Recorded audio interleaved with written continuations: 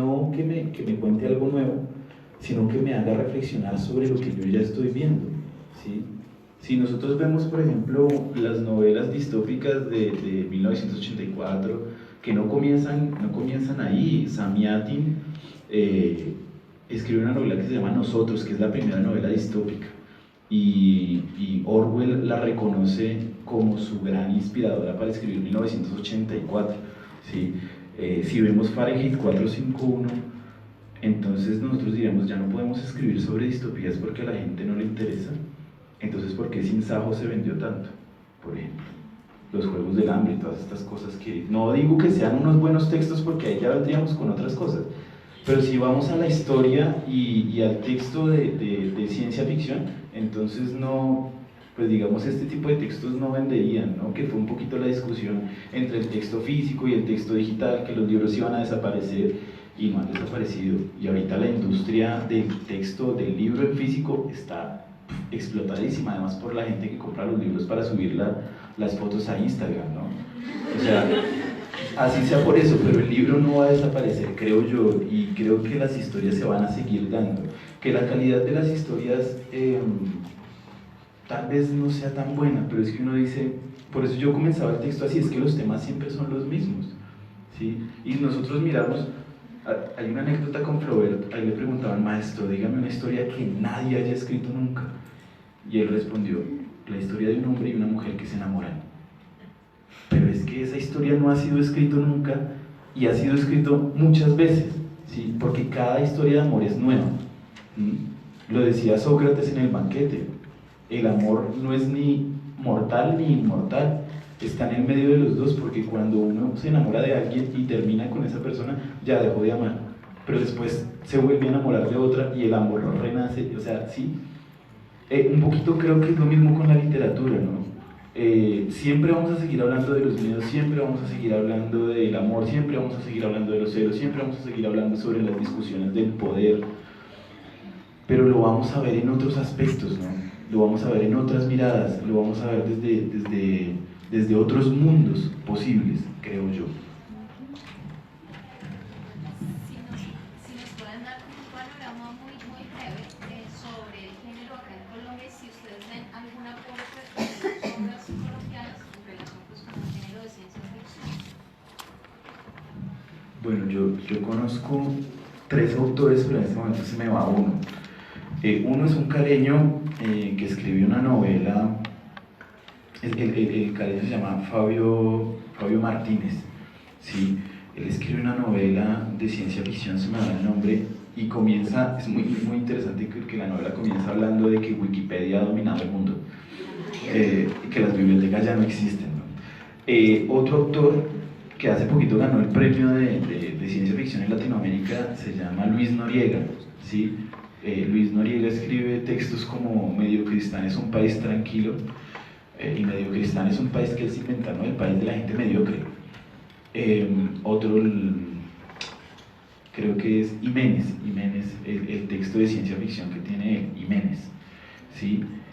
Y bueno, el autor del que se me va el nombre, aquí en Colombia sí se hace mucha ciencia ficción dentro del panorama, pero creo que ahorita hay que buscar esos textos nuevos de ciencia ficción dentro de las narrativas transmediales, dentro de lo que se escribe en aplicativos web como Wattpad, no sé si lo conocen, como todos estos blogs que son para crear. Creo que ahí sí vamos a tener bastante de material de ciencia ficción. Bueno, primero respondo yo creo, bueno, yo siempre voy a defender nuestro campo, lo literario, y creo que muchas de estas, mucho del cine distópico y de estas cosas tienen su germen en la literatura.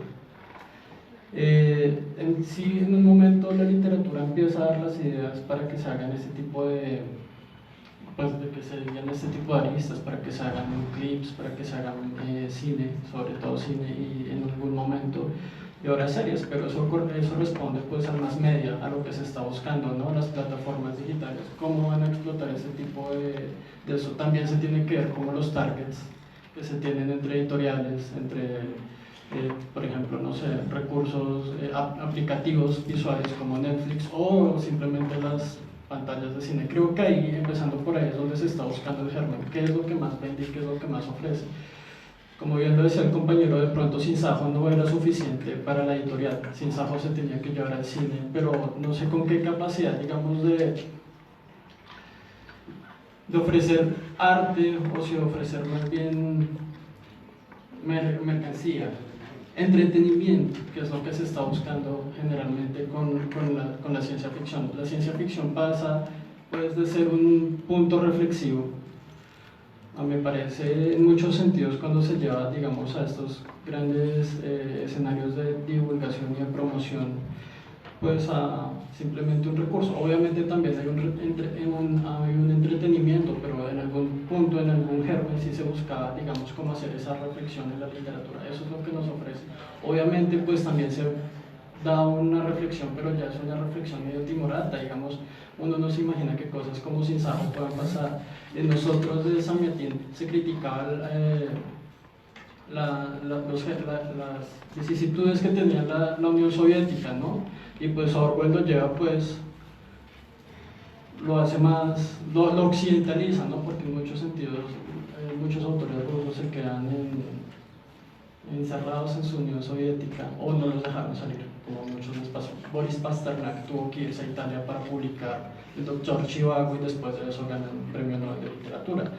Eso es lo que yo pienso. En cuanto a ciencia ficción colombiana, bueno, no he visto que se llama Mass Media algo acá, entonces no tendría nada que decir sobre el tema propio.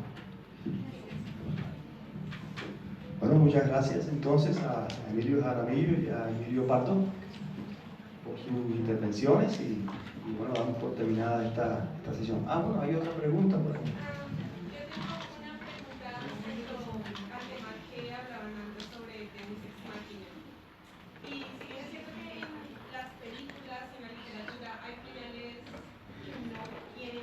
De base a una lógica que simplemente están ahí para acabar y tener una solución. ¿Cómo esos se pueden diferenciar con finales que son posibles, pero que para ello necesitan pues ciertas condiciones muy mínimas o pues que sean muy difíciles de conseguir? O sea, sí, comprobables. Bueno, el recurso era, como lo decía, era primigenio, era griego. El dramaturgo no tenía idea cómo acabar la serie. Pienso, por ejemplo, en...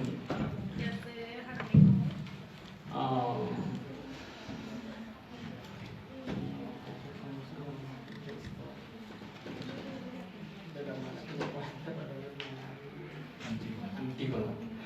Exacto, se me viene Antígona. Antígona tiene un final libre, pero al usar Deus Ex Machina en Antígona, simplemente se hubiese bajado. Esos son los primeros, sobre todo en el arte, en la dramaturgia presocrática, se bajaba el dios y el dios era el que daba la solución, ¿no? Digamos, no sé, pienso como en muchos sentidos hacía parte del destino, como en la Odisea, en Homero, cuando Odiseo tiene que ir es porque tiene que concluir su monomito, muy distinto que Calipso o que Ateno hubiese ido, en vez de buscar a Telémaco, lo hubiese podido buscar a Odiseo como, oiga, váyase porque lo están esperando en su país. Telémaco, él ya va e insta a Telémaco, pero el que parte por sí mismo, sin usar pues, el Deus Ex Machina de Homero, es Odiseo. Él va y parte. La Deus Ex Machina está ahí como para los finales abruptos y esa es una manera, pues la crítica literaria es como la manera que lo llama así para los finales abruptos, para los finales corintellados, para los finales bien que no tienen nada que ver, pero de una manera u otra cierran o concluyen el texto. Eso es lo que acontece con el Deus Ex Machina. Bueno, otra vez muchas gracias y bueno, finalizamos acá y los invitamos a permanecer para la siguiente sesión. Muchas gracias.